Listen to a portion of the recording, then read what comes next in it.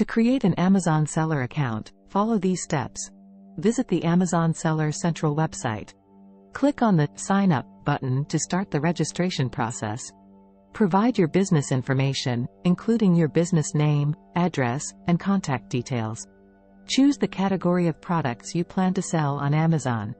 Provide information about your products, including their condition, new, used, refurbished, and any relevant product details. Set up your shipping options and preferences. Determine your pricing strategy and set your product prices. Choose whether you want to fulfill orders yourself, merchant fulfillment, or use Amazon's fulfillment services, Fulfillment by Amazon. Complete the tax interview and provide your tax information. Set up your payment information so Amazon can disperse payments to you. After completing these steps, you'll be able to start listing your products and selling on Amazon. Keep in mind that Amazon may require additional information or verification during the registration process.